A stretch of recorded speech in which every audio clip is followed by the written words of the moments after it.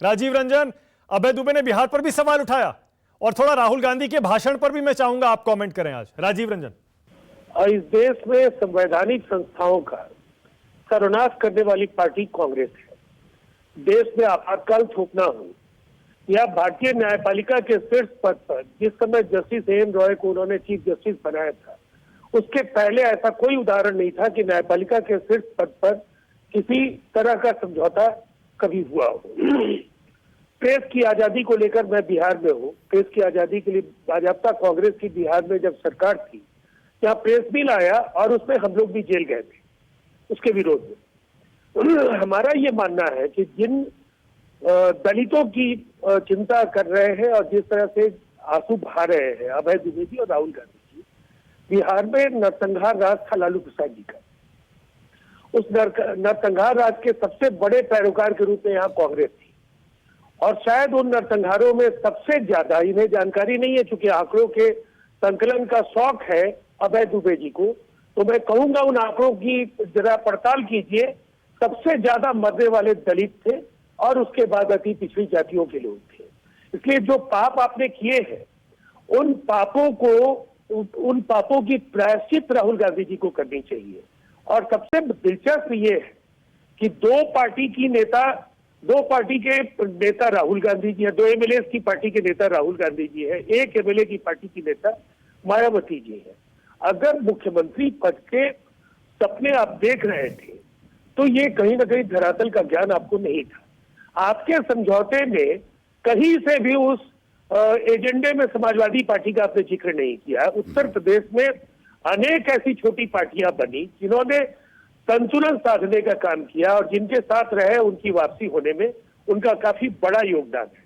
तो ये राजनीतिक तौर पर दूरदर्शिता है।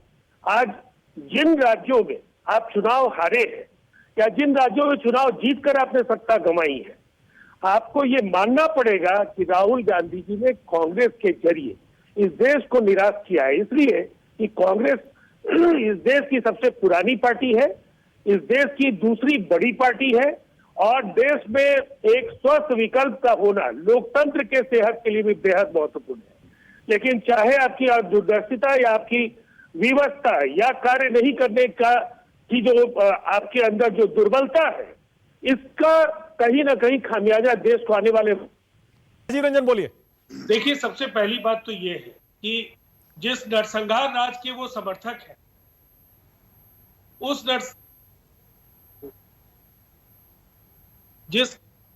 हाँ बोलिए राजीव रंजन, आवाज आ रही है आपकी, बोलिए। नरसंहार राज के वो समर्थक है और आज भी कुछ मसलों पर इनका मतभेद जरूर होगा, लेकिन ये राजद के मोह जाल के बाहर ये नहीं जा पाए। जिन आंकड़ों का इन्होंने जिक्र किया है, अगर ये एनसीआरबी के आंकड़ों की तालिका में देखें तो बिहार देश का दूसरा बड़ा प्रयास है आबादी की दृष्टि से।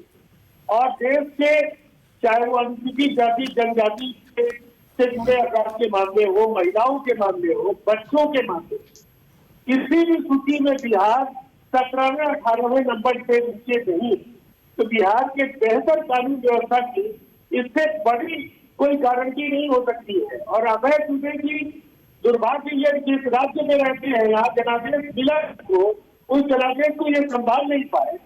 लेकिन अगर पूरे देश के दलित हिंसा को लेकर कांग्रेस का ट्रैक रिकॉर्ड अगर आप देखेंगे तो मुझे ऐसा लगता है कि इन्हें उसका जवाब मिल जाएगा कि सबसे ज्यादा अगर मतदाताओं का कांग्रेस से वो भंग हुआ तो सवर्ण प्रभुत्व की वजह से दलितों और अति पिछड़ी जातियों से इनकी दूरी बढ़ी, जिसकी वजह से दूसरी पार्टियों के बीच उनका आधार बनना शुरू। नमस्कार, मैं हूं मानक गुप्ता। अगर आपको हमारा ये वीडियो पसंद आया हो तो इसे लाइक और शेयर जरूर करें और हाँ, हमें सब्सक्राइब और फॉलो करना ना भूलें ताकि आप देश और दुनिया की कोई खबर मिस ना करें। तो जुड़े रहिए हमारे साथ और देखते रहिए News 24।